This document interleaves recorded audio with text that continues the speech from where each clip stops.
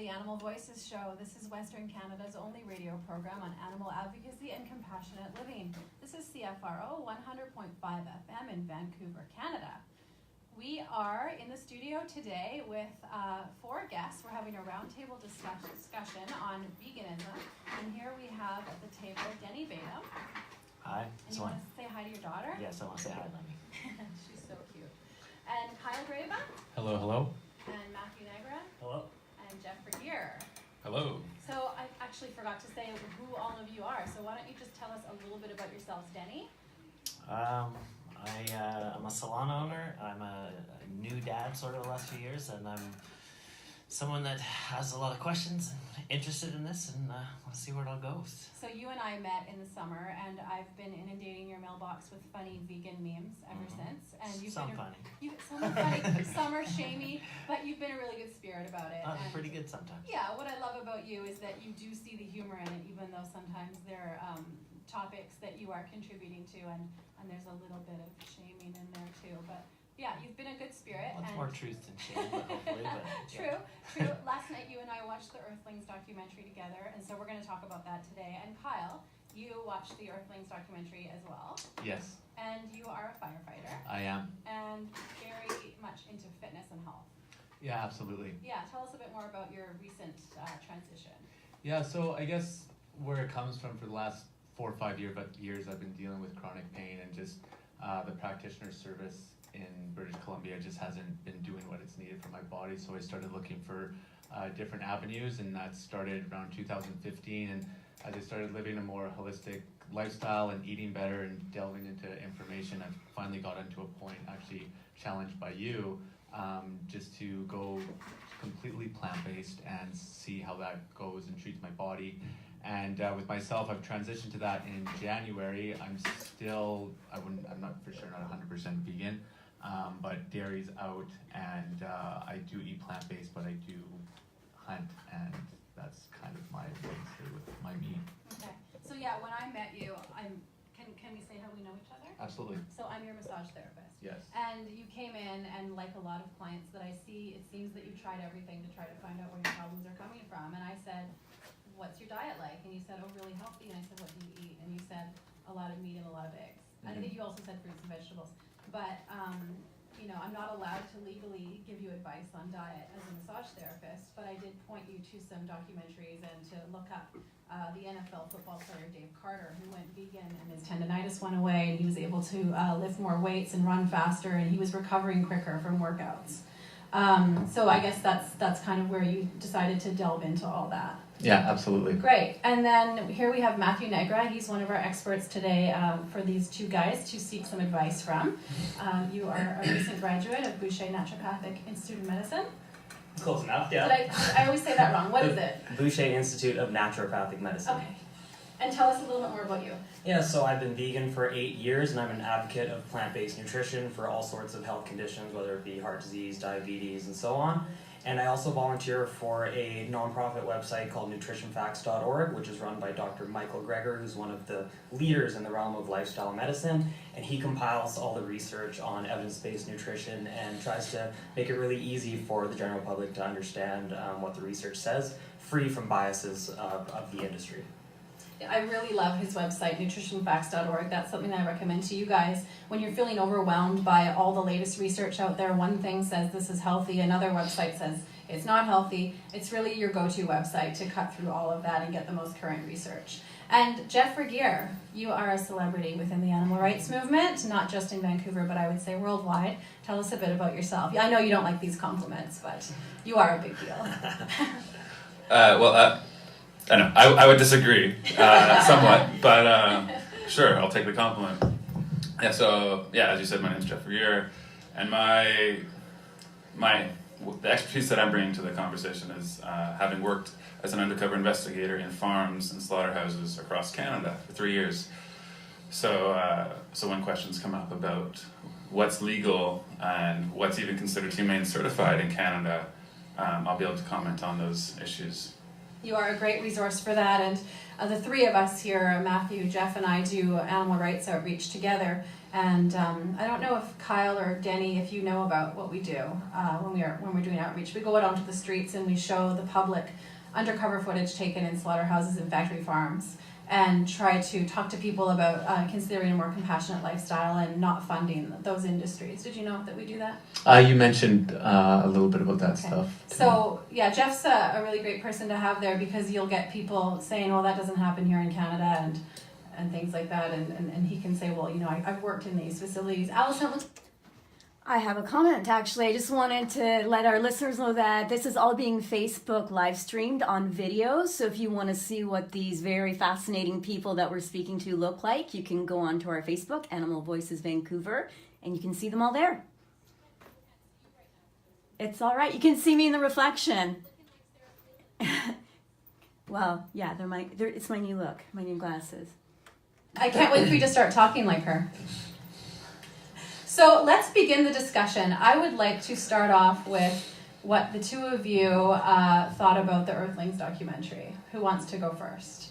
Go ahead. Sure. So we got Kyle here. Yeah, so how I kind of, just to preface before my opinion with that, how I kind of look at animals and our relationship to them, I view them as a tool for us. I do believe that we have dominion over animals. With that, we have a responsibility to respect them and, you know, treat them well. But I do believe that they are a tool, and I kind of separate that documentary into two sections. I saw film of stuff that was definitely happening in first world areas, and there's a lot of stuff that was happening in third world poorer areas as well. And when I saw the stuff that was happening in the third world, poorer locations throughout the world, I kind of give those people a complete pass. I don't think the education's there, and there's just so much, there's not a lot of money. They're just trying to survive with themselves, and it may not be right, but they need to be putting food on the table for their kids, and they don't have a lot of options for themselves. Things on the first world, I agree, like we need to do a lot better job treating them better, how we raise them, how we treat them, the spaces that they live in. I do think that needs to be changed, and I don't have a problem with that whatsoever. And so, Geoff, do you want to respond to that? Yeah, I'd be like the reason why, like personally myself, I don't even consume animal products, and not even like the humane certified products, is because you look at industry uses words like respectful, humane, certified, free range, organic, all of these buzzwords and they appeal to us because we as humans, we're compassionate, and nobody wants animals to suffer unnecessarily. But when you look at not factory farming, not where 99% of animal products come from, when you look at the best of the best, like say like the egg industry, like say the eggs that on the farm I grew up on, like in the hatchery, we drop fully conscious male chicks into an industrial blender, grind them up alive, or suffocate them in plastic bags. I mean, not only is this humane certified, or not only is this legal, it's humane certified. In fact, in Canada, we cannot buy eggs that does not involve this process.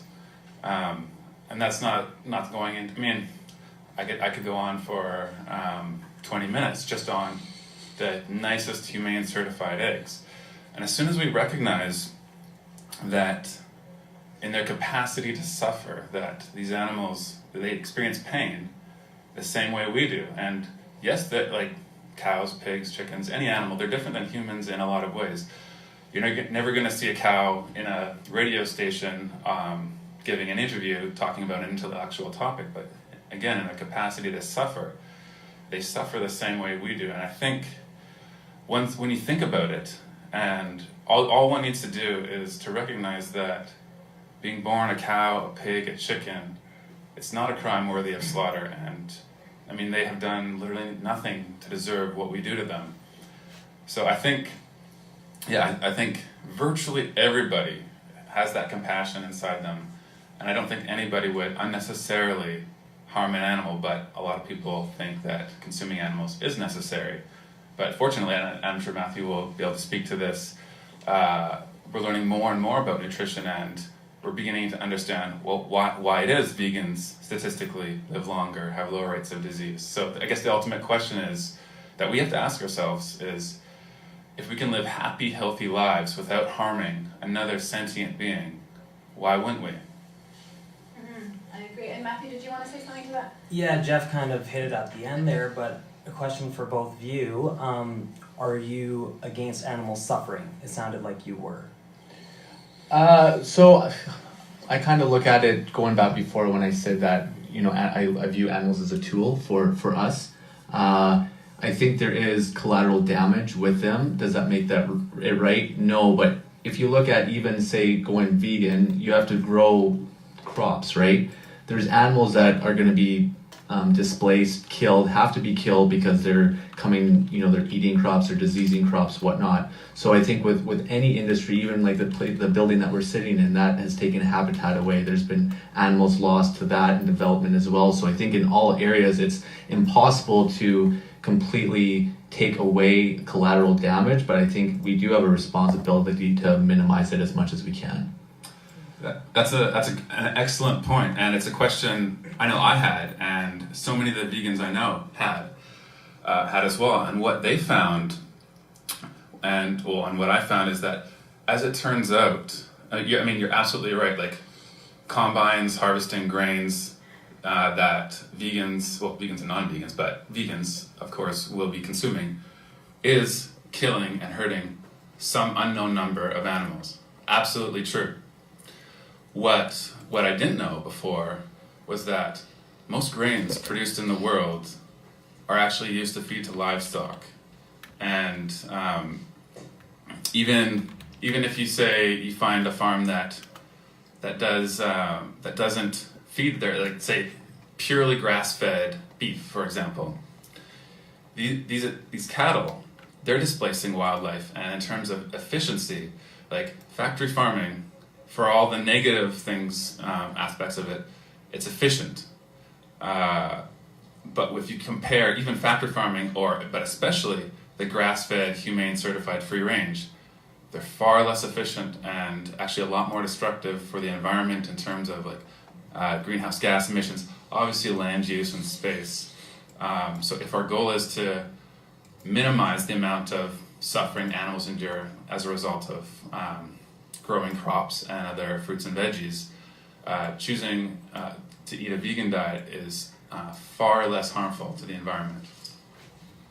And just to add to the whole combine harvester issue, they've actually done studies on field mice where they've placed trackers on field mice, released them into the fields, and they're actually not that dumb. When they see this big, loud, scary thing coming towards them, they get out of the way. So the numbers of them that are actually being caught in the harvesters and dying isn't all that big. And like Geoff said, we're still reducing harm on a massive scale by choosing to eat the plants instead of the animals.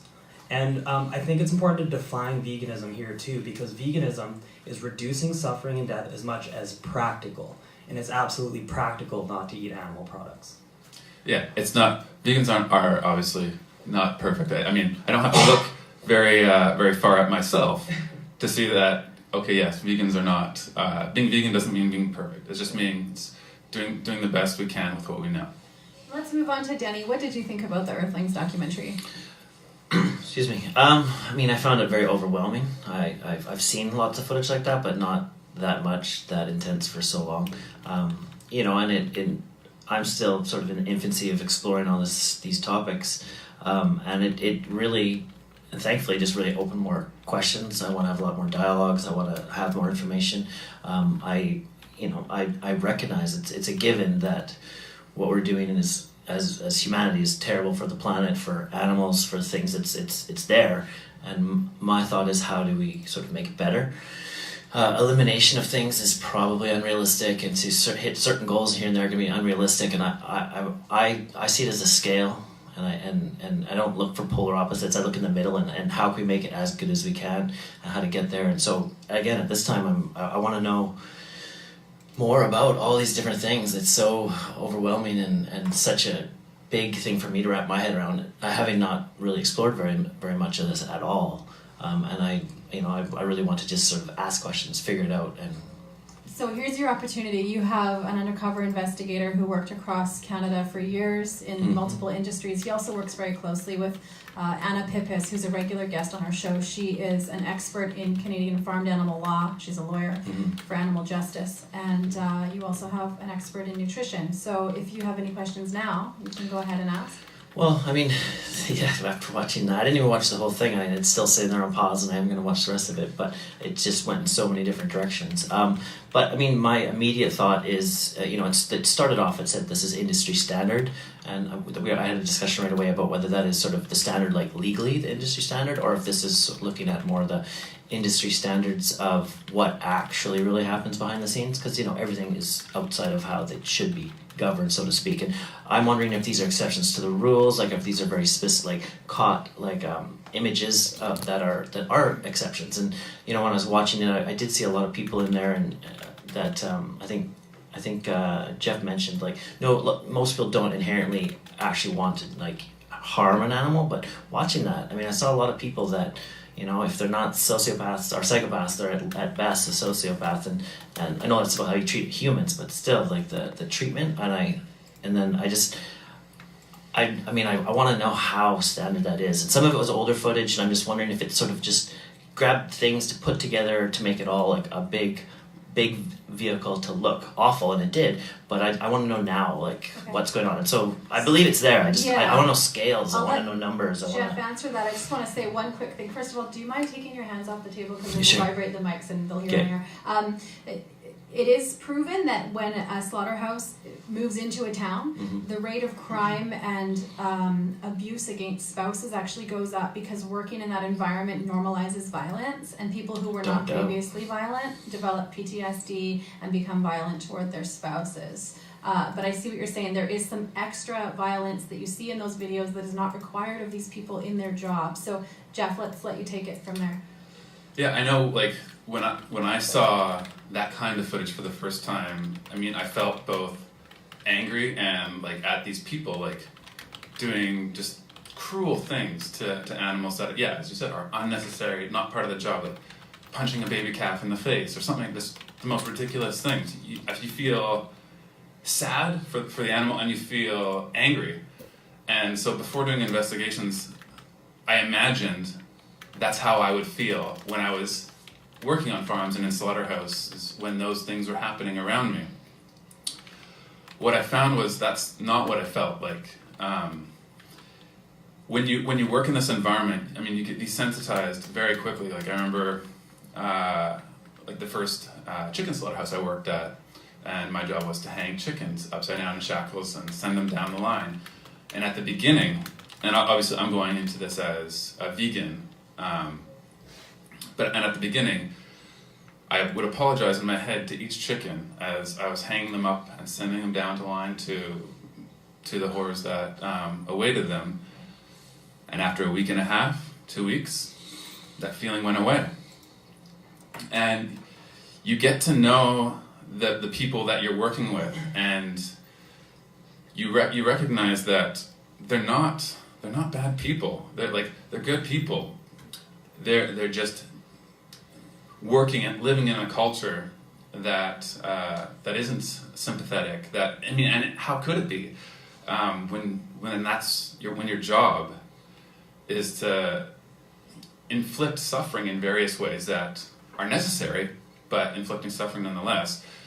You can't remain in that state, that state of discomfort. So you get desensitized. It happens people in the military. I'm sure it happens probably happens to doctors, people working, maybe firefighters. I'm sure it happens to as well. Seeing, being exposed to that kind of thing on a regular basis. But to one of the first points you made about is this everywhere? Is this just a documentary that maybe with an agenda, and are they just finding the worst of the worst and just piling the most grotesque clips into a film to be as shocking as possible? My first investigation was at a dairy farm, actually in Chilliwack, an hour's drive from here, and as with every investigation, it revealed all kinds of just horrific animal abuse and neglect. And the media, obviously there's a bit of a media frenzy afterwards, and there were headlines like Canada's most notorious dairy, and look at all, and the media would focus on all the cruel components that were documented. And I looked at it and I was like, wait, Canada's most notorious dairy? This is the first and only dairy that has ever been investigated. I was there for 30 days on one shift, on one part of the dairy, and the dairy is chosen at random, and I just stumbled across Canada's most notorious dairy, and I would just happen to be there at the right time, in the right place, every time. Like, I don't think so. I think that's unlikely. But that's the way we see it. So Yeah. Well, I was just gonna say. I mean, when you said that it was a random choice, that actually answered a lot for me, because that's the thing. I was thinking, why were you at that one? Maybe it was to be like there was a reason behind it, but to find out it's random is very interesting. But then I guess further the question, what they were doing, it was horrific and terrible, but was it illegal? Like, were they doing stuff that is actually technically illegal, and like therefore just enforcement of actual proper laws and ethics, if you will, would that have avoided what they were doing? Or it was awful, but was it actually still inside the legal sort of parameters? Because that's my concern, is that that literally the system is broken, because there's always going to be people outside of the system, but were they an exception to the rule, or are they kind of just how it is in the industry? That one. Yeah, it's an excellent question. What a lot of people don't know about animal agriculture, there are some regulations within slaughterhouses, within, like, on the actual farms. Mm-hmm. It's all self-regulated. The Canadian Food Inspection Agency regulates slaughterhouses for food safety reasons, and there are some, albeit very weak laws. There are some laws, like some things you're not allowed to do. Up until fairly recently, like this is only for the dairy industry, not for like egg and any other kind of meat. The industry creates their own code of practice, and it's not mandatory. I mean, it's just the industry has like a document that says it'd be nice if you did it this way. This is how we think you should do it. Recently, the dairy industry's code of practice was given force of law. Now, it's still a very broken system, because who's inspecting that? As it's always been, it's the industry inspecting themselves. So for this kind of thing to come, like what the things I documented, and any investigator documents, for these things to come to light, it requires the industry to tattle on themselves. And I've never seen that happen before. No, it's super good to know that. Yeah, they literally are. Everyone was horrified to find this out, but literally they were kind of operating in a way that was allowed. Horrible. Yeah, and another point is, if you were to look up like Chilliwack Dairy investigation footage, you'd see video of workers beating cows with canes, wrapping chains around their necks and picking them up with a tractor bucket with a chain around their neck. And what a lot of people, to the uninformed eye, it looks like this is just gratuitous abuse. But then you ask yourself, well, why are they beating the cows? And it's, for whatever reason, the cows are afraid, or maybe their mastitis is inflamed, and being milked is painful for them. Whatever their reason is, they do not want to go into the milking parlor, so they use canes that provided by the farm for that purpose, to beat the cows, to force them into the parlor. And when they wrap a chain around the cow's neck, it's because the cow has collapsed. Like a dairy cow would normally live 20, 25 years, but on a dairy farm, their bodies are wrecked just from the toll that intense milking takes on their bodies. Like, we've bred the cruelty into their bodies. Like, their wild counterparts would not produce half the amount of milk that dairy cows produce. So some of the cows were producing like 150 pounds of milk a day. That's like a human body in milk produced every day. So it's not surprising their bodies are worn out. So anyways, when they would wrap a chain around their neck, it's because the cow could not get up on her own, and you couldn't get in with a forklift, and obviously no human is strong enough to lift up a cow. So that was the method to get that cow back on its feet, get the cow out of the milking parlor, and continue production. So what are your thoughts now after hearing that? Again, like all this is very horrific. I'm not surprised. I am, because I like to think that we've really come along in especially the last 20, 30 years and made things better for animals, for the whole planet. But it sounds like humans doing stuff like that. I had a thought there and then it just left my head. I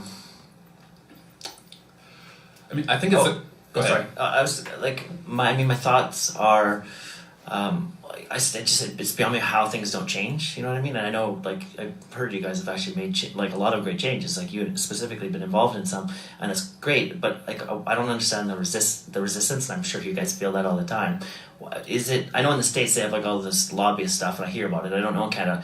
Is it like, is the industry have people making sure that these laws don't change so they don't lose income, or is it just that it's not enough people caring? Like, is it? I would say it's obviously the industry has an obvious financial interest in keeping the status quo. Like, and I would say, like, the industry itself. It's not like these are evil people who are like, ha ha ha, we want these animals to suffer.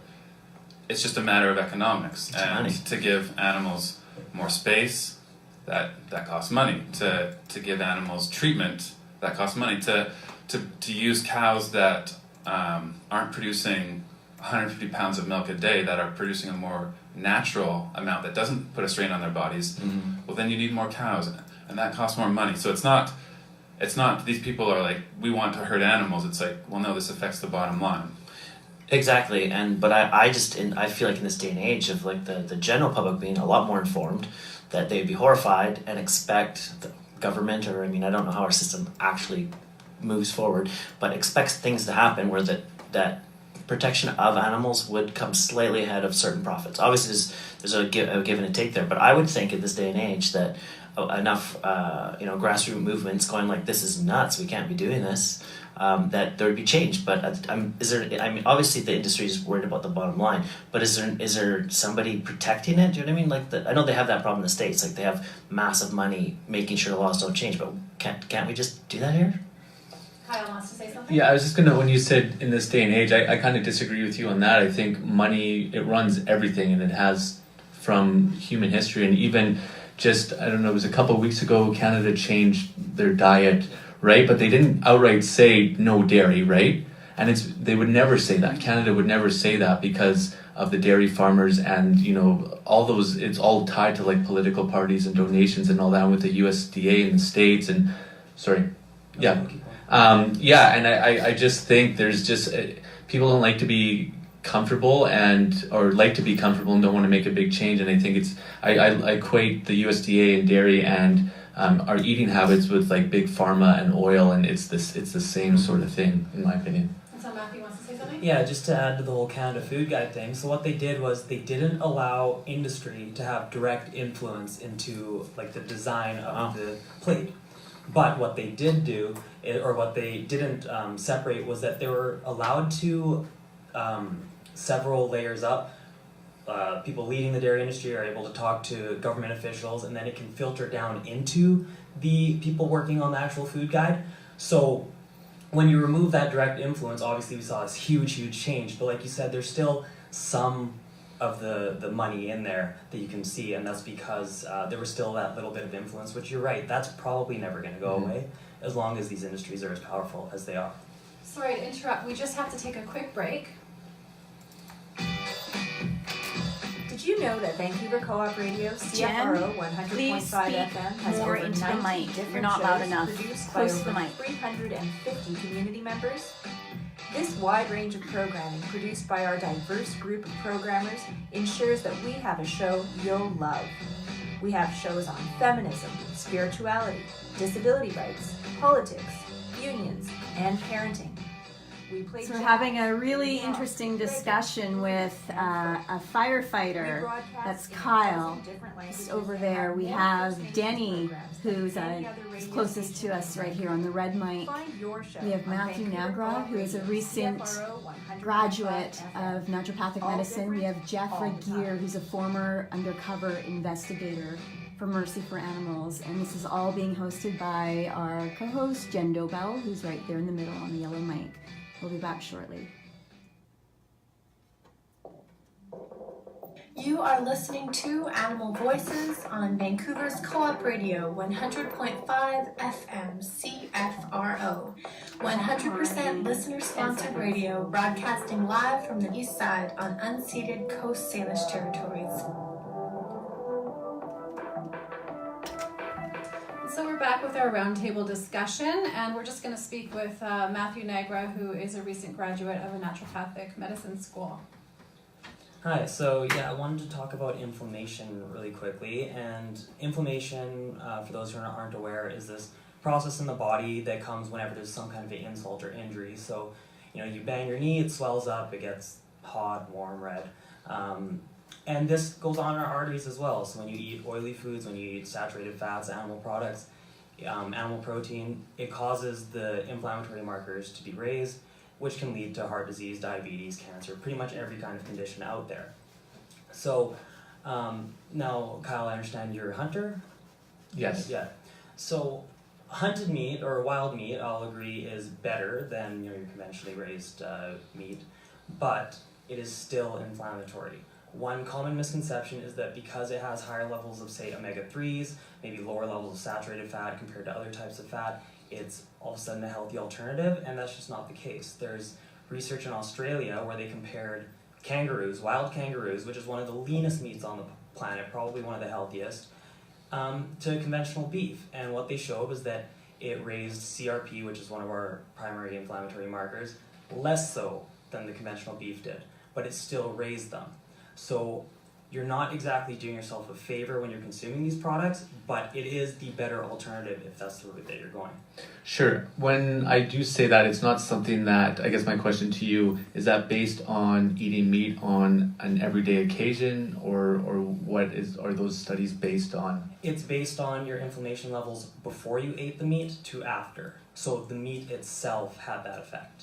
Okay, so if, for example, like with how I kind of view, I guess, how I want to base my eating habits is I would eat my meat probably once every couple weeks, something like that. That's how I kind of see it, because I do enjoy going outside. I love the activity, and I look at it too with friends and family who do eat meat. I would like to, be able to give them a space for healthier choice and sustainability and whatnot. So that's kind of my reasoning behind that. So is that the only time you eat animal products, so once every 2-3 weeks? Well, since January, I've only had animal products once. Okay. So I'm trying to, because I'm well aware of that, but I do like the sport, and I do see a benefit to that in my life, but I honestly see myself only maybe like once or twice a month, maybe, but I haven't in only a couple times in 2 months, so. Okay, so if you're eating that infrequently, that's similar to, say, the Okinawans, which are the 5th longest living population in the world.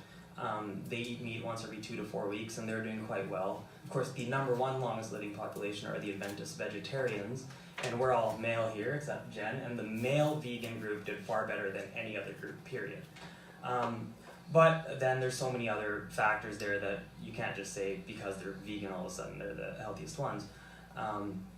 So if you're choosing to eat that once every 2 to 4 weeks, and that's the only unhealthy behavior you're partaking in, then realistically it's hard for me to say that is harmful.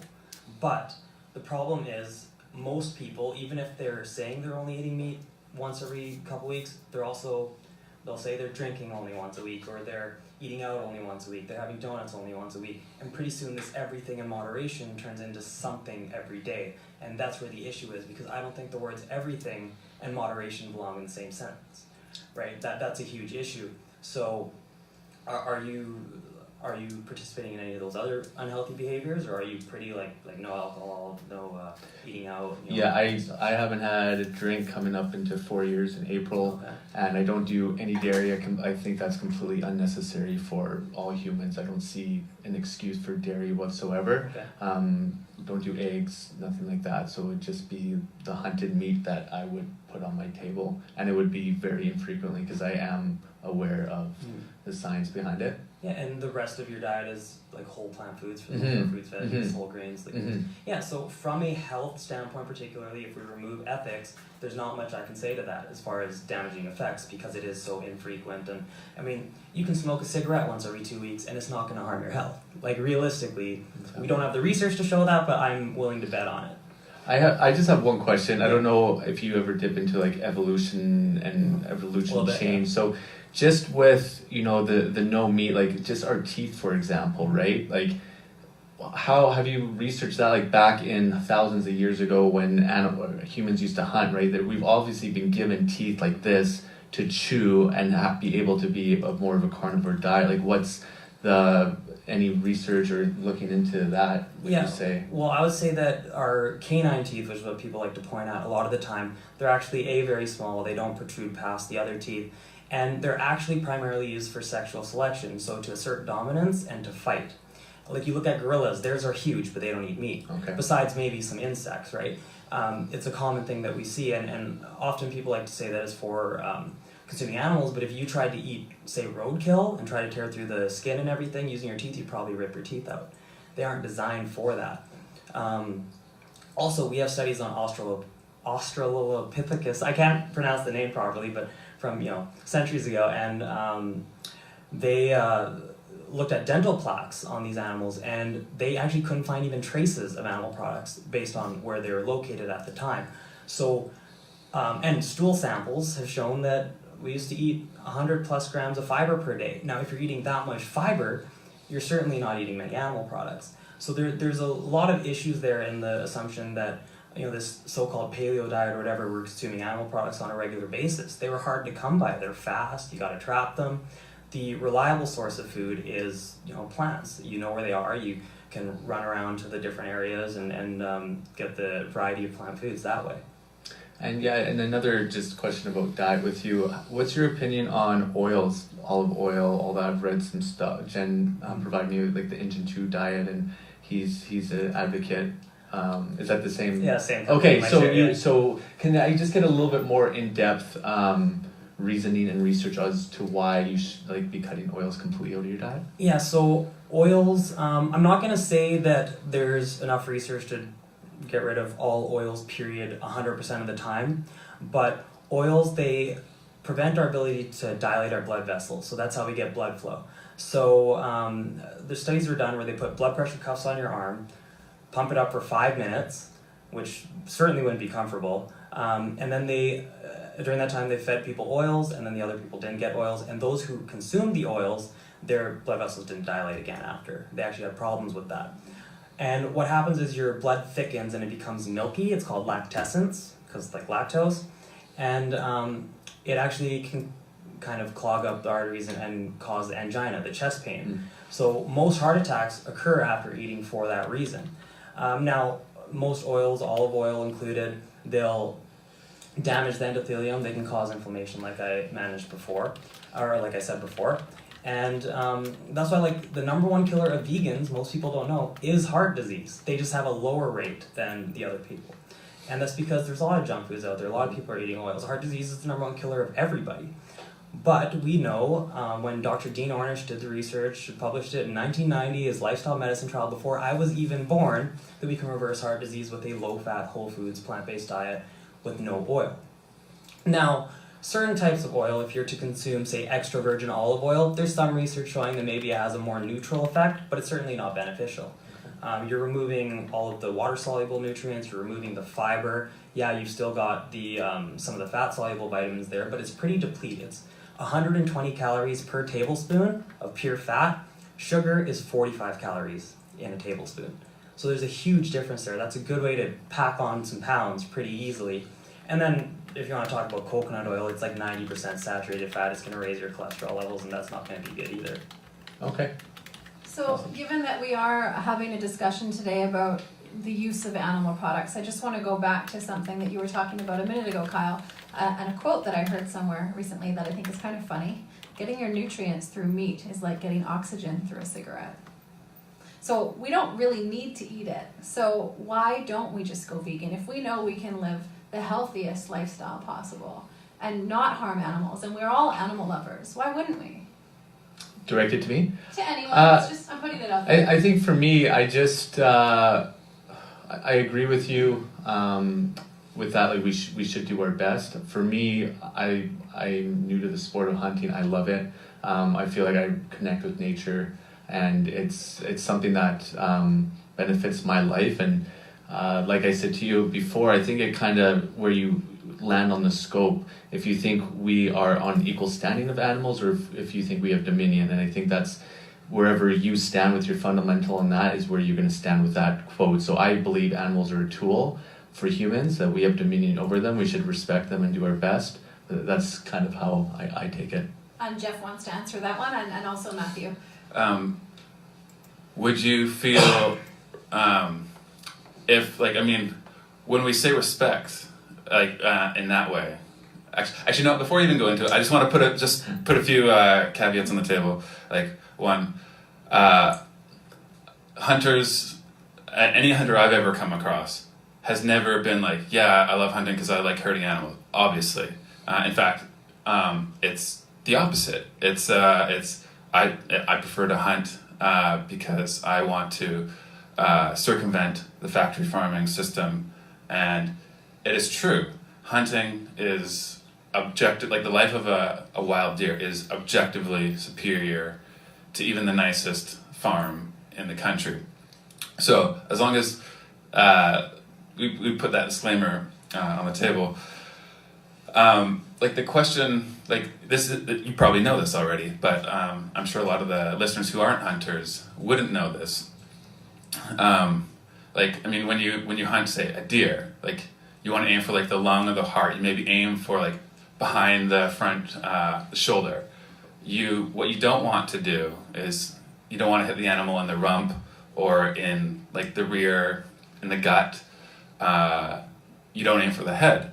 You want to like puncture the lung or the heart. And so this is what. So in an optimal scenario where a mistake is not made, the animal is bled out. Like, the experience for the animal is, I mean, obviously that terror at the beginning, and maybe the animal runs for 10 yards, maybe 50 yards, and bleeds out on the forest floor. That's what happens in the best case scenario. Well, and best case scenario is you drop it right away. That's sure. That's best case scenario. Sure. And I just want to interrupt, and maybe that mother or father animal doesn't go home to their babies that were waiting. Just on a compassionate thought there. But carry on. So, and we call that respectful. But would we call it respectful if somebody respected us that way? I don't think we would. Well, that's kind of what I was saying before, is it depends where you fall on that spectrum. Like, if you obviously think we're on the same level as animals. I would say, like, if you view them, like I view them as a tool, I view them that we have dominion over them, and we're a stronger species per se. We're smarter, whatnot, we have the technology. So that's why I fall in line. So when you like flip the script, you know, I had this conversation with Jen, it's kind of like all of human history. You look back, the stronger nation devours the weaker nation. And that's how it works out in real life circumstances too, right? So that's kind of how I view it. Like, if all of a sudden there was another world war and Canada got overtaken, I wouldn't be saying like, you know, that's not fair. It's just what life works. The stronger overtake the weaker. Yeah, that is how, I mean, that's nature. But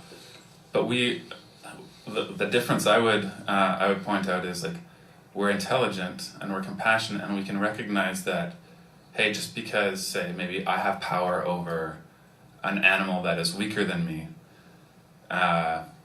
assuming I don't need to, should I use my power to inflict, to take their life away, but like the only thing that they have, and inflict hopefully less suffering than more suffering, but suffering nonetheless. Does the fact that I'm in this position of power mean I should use this power in this way, even though I can? I guess is the question. And I like I said, I totally get where you're coming from, and I understand. I think as a personal choice for myself, like I understand where you're coming from, but that I think that's just a personal decision. I get where ethically that it's not right, and you're harming if you don't shoot them properly, whatnot, like, and you're taking away from their mother or father. What's the case? It's not perfect, but go ahead. We have to move on from this topic because we only have 10 minutes left and we're not getting to all the things on our list. But Matthew, I would like you to talk about testosterone and masculinity. Okay, so might not be knowledge to you too that vegans tend to have higher testosterone levels than omnivorous eaters, and you can actually turn this on and off by giving someone animal products or testosterone dips, remove the animal products, it goes back up, and it just keeps flip-flopping like that.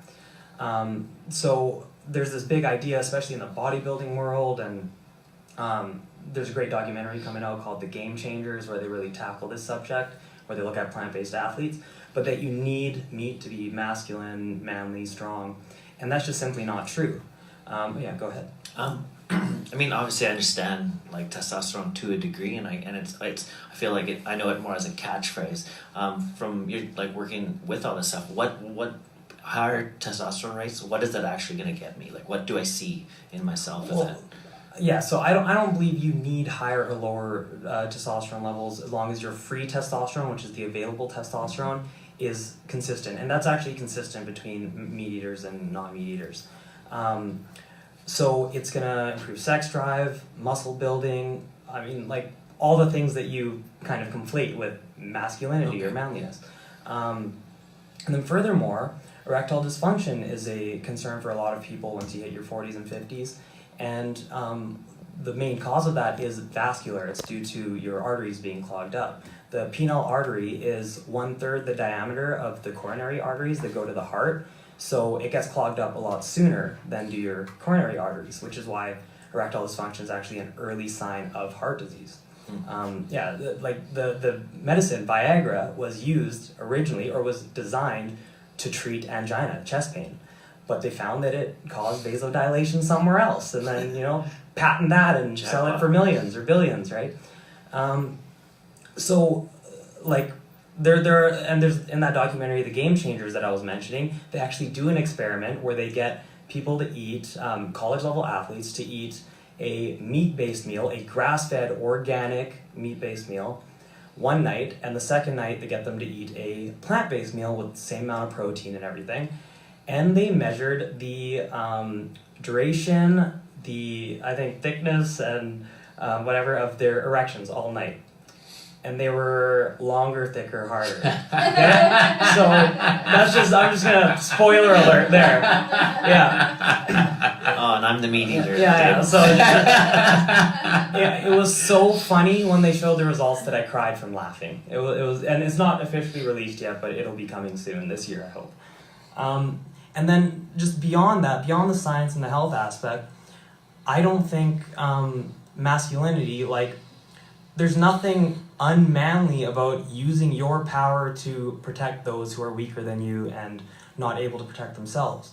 So we don't need to consume animal products, and someone who is consuming animal products simply because they see a vegan diet as feminine or unmasculine, I think that calls into question their masculinity, because how is it that their masculinity is so fragile that they need to reinforce it every day, and not just every day, but 3 times per day, every single day? So that's another thing for listeners to think about. So we just have about 6 more minutes. Is there a topic that anyone here really wants to bring up? Maybe 2 topics if we're quick. Matthew, you've got a lot of nutrition stuff that maybe we didn't get to. Jeff, do you have anything that... Matthew, you want to go ahead? Yeah, I got something. One thing that people don't really know a lot about is diabetes and what actually causes it.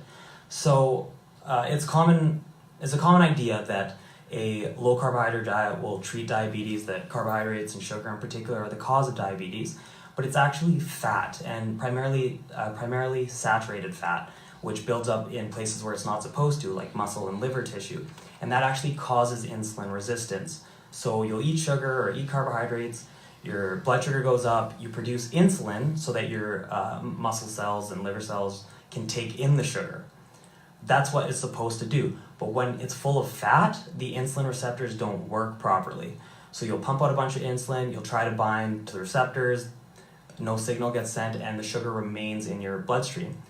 Now, Dr. Neil Bernard, who's the diabetes expert in Washington, D.C., he's done studies where he uses a low-fat plant-based diet versus a low-carbohydrate traditional diabetes-type diet. And the plant-based diet outshines it in every way. Now, we have this whole idea of a ketogenic diet out there where people are trying to treat diabetes with it, where it's primarily animal products, super high fat, super low carb. And what they're saying is that they're reversing the disease because their blood sugar stabilized. But diabetes is carbohydrate intolerance. That's literally what it is. How do you know you're reversing a disease if you aren't eating any carbohydrates? Right? It's ludicrous. So they're further worsening the condition, just they're putting a Band-Aid on it and they're removing the thing that's actually going to show up on lab values, but they are still very much diabetic. And I think that's something that people need to know before they jump on board with something like a ketogenic diet. Yeah, that is a big trend right now, and let's just talk about dietary trends and your general feelings about all of them. Well, if you want to talk about keto or paleo or South Beach or Atkins, they're all pretty much the same thing. It's just changed its name because every time it comes out, the science very clearly shows that it is not healthy, it is not the way to go, and it's not going to lead to long-term health. But this plant-based diet idea has survived since 1990 when Dean Ornish published that research I mentioned earlier. And it's just getting stronger and stronger. Every year, I keep hearing that it's the year of veganism or whatever. 2018 they said it. Now for 2019 they're saying it. They had the biggest Veganuary, which is Vegan January, of all time. And next year is going to be even bigger. This keeps coming through because people are being educated about what goes on in the animal industry. They're being educated about the environment. And they're being educated about what it can do for your health. Like we can talk about animal suffering all we want, but we can also talk about human suffering. And the number one cause of death and disability here in Canada is heart disease. It is our diet. And we can choose to live a healthier, longer life. And Denny, you have a sweet, beautiful little 6-year-old. I do. And let's talk about what kind of foods you're feeding her. You did mention last night that you are reducing your animal product consumption. That's fantastic, but I think you eat out a lot, right? I do, yeah. So you mentioned to me that it was challenging for you to go vegan because of that. And I feel that Vancouver is a city that has a ton of great vegan restaurants and also more vegan options on menus. And I mentioned to you that I do meet with head chefs of restaurants trying to get their menus changed, and that is working. So maybe you and Matthew can just talk about some healthy options if you wanted some advice on what you could feed Lemmy or what you could order in a restaurant. Well, I mean, the first thing that popped in my head actually is, I mean, I've gone places and I see when people try to take like a meat meal and make it vegan, and I turn my nose up at it. I like it better when I see a dish that is vegan, but it's just like it's created of its own and it's its own thing. It's delicious. It's great, and it's like instead of, how do I replace a steak or a hamburger or whatever? How about I just give you this really great dish? And Vancouver is really, really great for that. We have so many options, so many resources for just better farm food and whatever. So I am open to it. I mean, I find like eating out is bad. I'd say it's worse for myself. When I do have the little one, I do eat at home, and I've really scaled back the meat exponentially just for health, for environmental reasons, for her not to have that same reliance that I do. Because I'm having a hard time breaking my habits. I'm like, even sitting at this table, I'm like, I can feel myself just being, well, why? Like, here's all this information. Why am I not? Like, and there's just this ambiguous hesitation to I know it's the right thing to do, and I can't say yes. But you might one day, and I will tell you that almost every vegan at one point said, I will never go vegan. We thought it was, Oh no, I'm saying I can feel that yes coming. I can feel it even more at this table, and I don't understand what that little anchor is. I literally have no. Well, just be patient with it and yourself. I mean, yeah. I see you as someone who is a hedonist. You really like to enjoy yourself. Maybe you're a bit impulsive. You're also really busy, and so that means that you are eating out sometimes and having to make decisions that aren't always in consistency with your values maybe, and that is a bit of a 100%, challenge. yeah. So, you know, give yourself a bit of a break there. But if you want a list of recommendations for options that you can prepare at home and bring to work or whatever, I can with that in our personal time. But just being mindful that we are wrapping up in a minute here. Does anyone else have anything else they really want to talk about today? I do. Okay. Yeah, I think something we haven't touched on directly is the enormous impact that we can have. Obviously, there's the health benefit. We haven't talked about the environment, but I would say if anyone wants to know anything about the environment, check out the documentary Cowspiracy. Yeah. That's the entire. The film is only about the environment, and it's the most comprehensive film on that topic in existence. Do you want to elaborate a little bit about the impact of farming on the environment for us? I guess in a short sentence, I'll just say, I mean, it's the leading cause of acidic dead zones in the ocean, species extinction, land use, deforestation. I mean, animal agriculture contributes more greenhouse gas emissions than the entire transportation sector. And obviously, among those gases, methane, which the latest studies show that methane, over a 100-year period, over a century, is 30 times more potent as a greenhouse gas than CO2. So, I mean, check out the documentary, and what I really like about this documentary is they make it easy to check all the sources, all the citations are there. You can read all the studies yourself. Don't take the documentary's word for it. Read the studies yourself. And but in terms of the impact that we as individuals have is huge. Like, obviously the health and the environmental benefits are good, but if, say, you're an average consumer of animal products and you go from average to being vegan, over the course of just you as an individual, just your life alone, that's literally thousands of animals spared the nightmare of the slaughterhouse. But the impact we have is a lot greater than that, because anytime someone chooses to be vegan, that means everybody they know is going to be, or knows one more vegan. And just by knowing that one vegan moves you one step closer to making the same decision themselves.